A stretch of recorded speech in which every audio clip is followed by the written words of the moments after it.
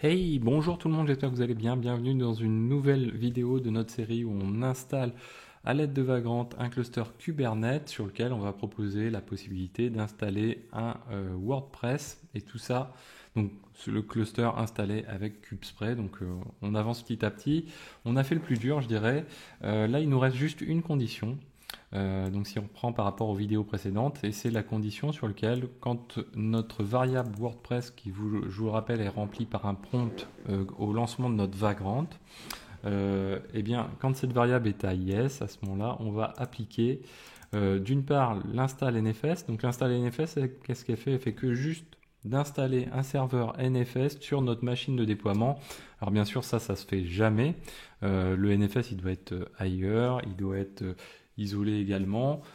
Ça doit être quelque chose qui doit permettre de servir en même temps de backup. Là, il va servir de persistance de data pour notre WordPress.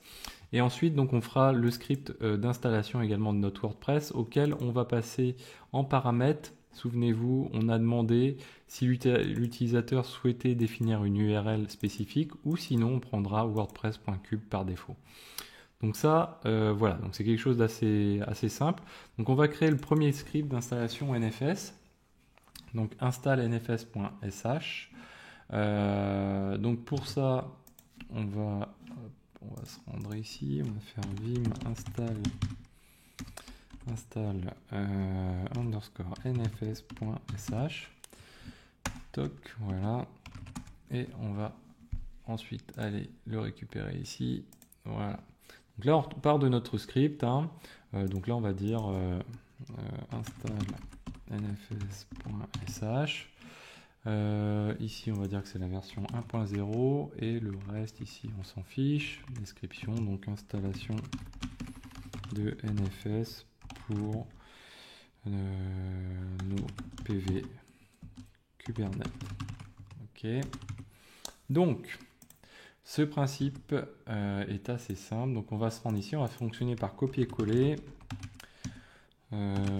Voilà. Donc là, vous avez le lien dans la description avec tous ces éléments. Donc, première chose, on va récupérer une variable qui est l'IP de la machine sur laquelle on est situé. Donc, non, celle-ci d'ailleurs, on n'a pas besoin. Auto achat prox, c'est pas ce que l'on souhaite. Où est-ce que je suis installé moi? IP range. Ah oui, pardon, je dis une bêtise. Ici, on récupère le range d'IP. Donc là, j'ai pris par exemple, comme notre achat proxy est dans le même range, on récupère l'IP du achat proxy, on drop les derniers digits et on va les modifier par un 0. Donc ça, c'est une première chose, ce qui nous permet de définir le range sur lequel on va pouvoir donner accès à notre NFS. Donc ça, c'est important. Ensuite, on va faire une première fonction qui est celle qui va préparer les directories, tout simplement. Donc, un mkdir-p pour créer une arborescence avec deux répertoires à la fin, db et files dans un SRV WordPress, et on les rend largement modifiables en 777. C'est un peu large, on pourrait réduire. Ensuite, on passe à l'install de NFS. Voilà, c'est relativement simple. Donc apt install de -y, important pour confirmer, NFS kernel server, puisqu'on est sur Debian, et là toujours pareil, les messages d'erreur et tout, on ne veut pas en entendre parler. Ensuite, on va faire la configuration de notre serveur NFS, où on va lui dire, hop là, je suis pas dans mon truc. La configuration de notre serveur NFS, qui est donc simplement d'indiquer que les deux répertoires, on les met à disposition du range qu'on a calculé plus haut, ici, en /24, en lecture-écriture, en no root squash, donc pour se faciliter un petit peu la vie, et en no subtree check. Donc ça c'est important, notamment sur les versions un petit peu plus récentes, je crois. Et tout ça, on le met dans etc export, qui est la localisation finalement de la configuration NFS pour les répertoires mis à disposition. Ensuite, du coup, On va lancer NFS et on va lui faire prendre en compte sa configuration. Alors je ne suis pas sûr que le restart soit nécessaire, bon, on va le laisser. Et là du coup on fait un export fs-a pour qu'il prenne en compte les deux lignes qu'on a rajoutées ici dans le export fs. Et à la fin, bah, du coup on lance toutes nos fonctions. Hop, ici, voilà. Donc ça c'est bon. Voilà, donc ça c'est un premier fichier. Ensuite on va s'occuper du fichier d'installation de WordPress via Kubernetes. Donc c'est quoi? Bah, c'est pas très compliqué parce qu'en fin de compte ça va être simplement d'éditer des fichiers et de faire un kubectl sur ces fichiers. Donc là c'est assez simple. Donc on va créer ce fichier install wordpress.sh. Ça, hop, on en ressort. Voilà, ici vim install voilà, wordpress.sh. On l'enregistre, on le récupère ici. Et là, donc toujours le même principe, install underscore WordPress. D'ailleurs, on pourrait le récupérer en automatique. Le reste ici, hop, hop, voilà. Quoique non, j'ai fait youp. Titre. Qu'est-ce que j'avais mis? Je sais plus. On va revenir en arrière, c'est pas grave. Version. Titre, il est là, pardon. Voilà. Version 1.0. Hop, et voilà. Toc description. Installation de WordPress sur Kubernetes. Hop, ok. Donc, ici, on va aller checker nos fichiers que je vous ai mis à disposition. Install de WordPress. Ici. Donc, qu'est-ce que l'on commence par faire? Alors là, on est obligé de calculer l'IP de notre serveur NFS. Voilà. Donc, l'IP du serveur NFS, finalement, comme on est déjà sur la machine de déploiement qui va nous servir aussi à faire les kubectl et que notre serveur NFS se situe au même endroit, finalement, alors on va pas faire du hostname puisque ça fonctionnerait pas, du localhost, pardon, parce que ça ne fonctionnerait pas, puisqu'en fait, là, on va faire des kubectl pour installer dans notre cluster kube qui sont d'autres machines. Donc là, on récupère simplement l'IP de cette machine et on vient alimenter cette variable. Ensuite, donc là, le echo n'est pas forcément nécessaire, mais on va récupérer l'URL. Donc comme je vous disais ici, on a l'URL par défaut, soit celle qui est par défaut, soit celle CT par l'utilisateur. Donc on va aller la renseigner. Hop, install WordPress, voilà. Ici, donc le echo, on s'en fiche, voilà. Donc là, on récupère cette valeur et on le met dans URL WordPress. Après, donc, on va passer à nos fonctions. Ici, alors, on peut même directement passer au procédé, on va dire, d'exécution de nos fonctions. Donc là, on va les mettre ici. Donc, qu'est-ce que l'on fait? On installe kubectl. On fait en sorte que notre kubectl, comme Vagrant par défaut exécute du root, souvenez-vous, on avait récupéré le certificat sur un des masters pour le mettre dans la home du user Vagrant dans le répertoire .cube et le fichier config. Là, on va faire la même chose, mais cette fois-ci pour root. Donc, du coup, on va le récupérer directement dans le user Vagrant et on va le copier dans root, puisqu'en fait, ça va nous simplifier le travail pour lancer les choses. On pourra les lancer, y compris en tant que root sur la machine de déploiement. Ensuite, on va préparer donc le WordPress, donc ce qui consiste à... alors, on va le faire au fur et à mesure à ce moment-là. Voilà. Donc, première chose, première fonction, le kubectl pour root. Donc là, c'est très simple. Hop, voilà. Ici, donc... on crée un .cube également pour root et on va chercher le fichier config que l'on met dans le .cube. Ça, c'est très très simple. Ensuite, on prépare pour fonctionner sur WordPress. Donc c'est quoi? C'est simplement on crée un répertoire pour faire notre déploiement, pour que les fichiers soient tous au même endroit et qu'on puisse les retrouver si on veut débugger, etc. Donc on crée un répertoire dans la home de Vagrant. Ça, on sera tranquille. En plus, comme on exécute en tant que root, on n'aura pas de problème pour accéder à ces fichiers. Et ensuite, Donc là, c'est extrêmement simple. C'est à chaque fois la même procédure. Par exemple, donc pour créer un PV, ce qu'on va faire, on va faire un écho de ce qu'on veut mettre dans le fichier qu'on va nommer pv.yml et qu'on va mettre dans notre répertoire WordPress. Et à la fin, une fois qu'on a fait ça, on va faire un kubectl apply. Alors on pourrait attendre complètement la fin, faire un kubectl apply-f point et lancer tous les fichiers d'un coup. Là, on va faire fichier par fichier. Donc là, on fait un écho de ce fichier-là qui contient les persistants de volume qui, eux, ont besoin de se connecter au serveur NFS. Donc on va utiliser la variable qu'on a calculée plus haut.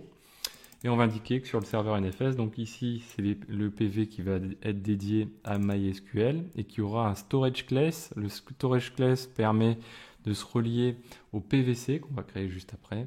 Et la même chose pour WordPress, donc l'applicatif WordPress. Donc là, on va créer ensuite les PVC. Donc deux PVC également qui vont se connecter, se relier à à nos PV grâce à la storage class, vous voyez, qui porte le même nom que celle qui a été définie au-dessus. Donc on a celle dédiée à MySQL et on a celle destinée à WordPress. Voilà. Ici, alors je ne dis pas de bêtises, où est-ce qu'elle est? Celle qui est à MySQL. Donc ici on a celle de WordPress, celle de MySQL ici. Voilà. Donc là vous voyez les configurations. Après je vous invite à aller voir la playlist Kubernetes pour bien comprendre les choses. Là, en gros ce qu'on fait, c'est qu'on a des persistants de volume qui sont couplés avec qui utilisent un NFS, qui disent qu'on utilise 1 giga.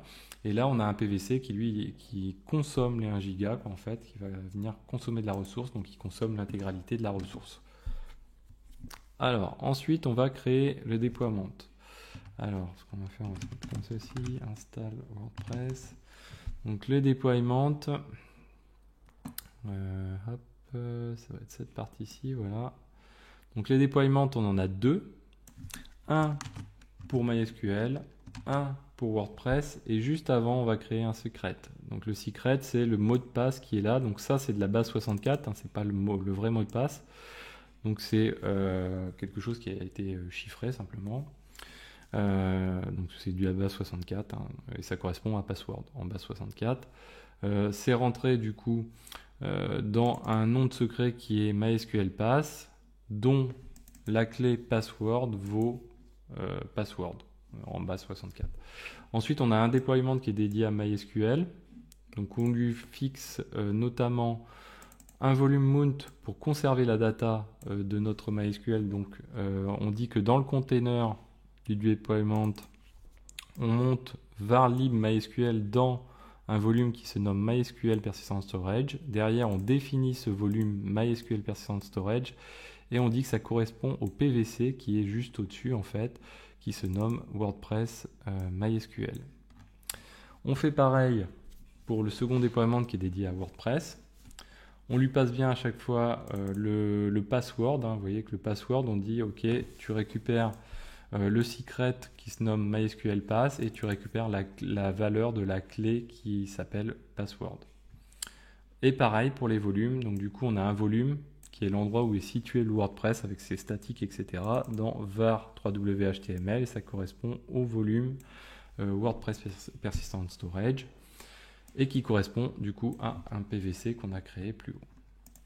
Donc ça c'est fait. Ensuite, donc on a le volet communication. Pour que ces déploiements puissent être utilisables, il nous faut déjà un service qui va pointer vers eux. Donc on va récupérer les services ici. Hop, voilà. Donc on récupère les services, donc même principe, toujours notre fameux écho. Donc un premier service pour que notre WordPress puisse être joignable.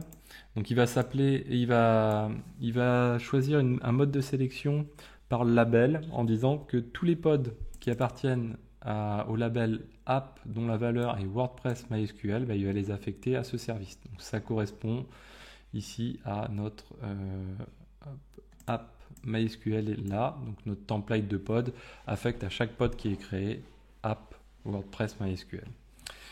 La même chose de l'autre côté pour le WordPress, l'applicatif. Donc là, on match sur le label app qui est pareil, mais avec une valeur différente.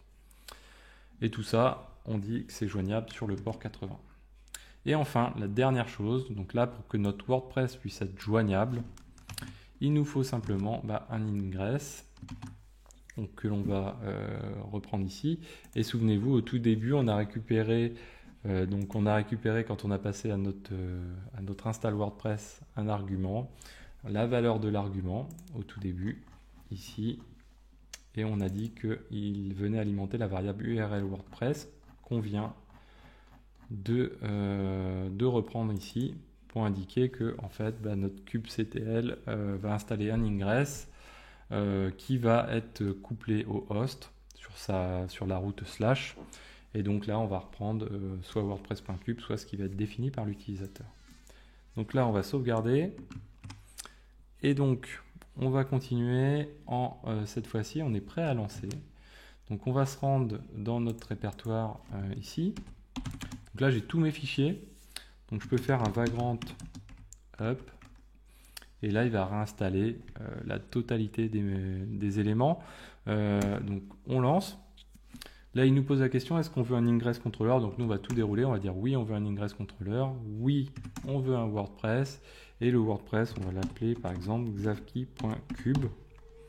Et on le lance. Voilà. Donc ce que je vous propose, c'est qu'on va laisser dérouler sa procédure. Et puis, je vais mettre la vidéo en pause et on va continuer juste après, quoi. Voilà, donc à tout de suite. Et voilà, donc notre installation est terminée. Donc si je fais un kubectl get nodes, j'ai bien mon cluster cube qui fonctionne. Si je fais un kubectl get all, j'ai tous mes éléments qui sont installés. Donc je retrouve mon WordPress, le pod de WordPress, le pod MySQL, les services WordPress, MySQL et WordPress. Je retrouve bien les déploiements qui correspondent et je retrouve également ici le réplica set qui lui va permettre est géré par le déploiement qui est là et qui permet de scaler éventuellement. Si je fais un get ingress, là je retrouve bien mon xavki.cube qui est servi au niveau des workers ici. Donc nous, par contre, quand on y accède, on va y accéder par le load balancer. Donc le load balancer, lui, si je fais un cat etc host ici, pour me rappeler, donc c'est le auto hprox. Donc son IP, c'est celle-ci. Donc moi, je vais vouloir accéder à mon WordPress via ma machine qui héberge tout ça. Donc du coup, je vais me rendre dans etc host. Donc pour aller modifier faire une entrée, simuler une entrée DNS au niveau de mon etc host, de mon laptop. Et là donc c'est xavki.cube qu'on avait rentré. Donc je l'enregistre ici. Donc ça c'est autre chose. Voilà. Donc xavki.cube. Là on a notre WordPress qui s'est ouvert. Super. Donc là, si je prends français, voilà, hop. Bon, je vais pas vous faire l'installation, c'est pas la peine. Hein. Donc ça fonctionne, c'est parfait. On a notre volume, donc NFS ici, donc on était dans /srv WordPress. Donc si je fais un tri ici, vous voyez que j'ai tous les fichiers de WordPress, j'ai aussi les fichiers de MySQL. Donc on a quelque chose qui fonctionne bien, il n'y a pas de souci. Voilà, donc j'espère que cette vidéo vous a plu, n'hésitez pas à la partager, à mettre des pouces bleus, à commenter. Je vous dis à très bientôt sur Xavki.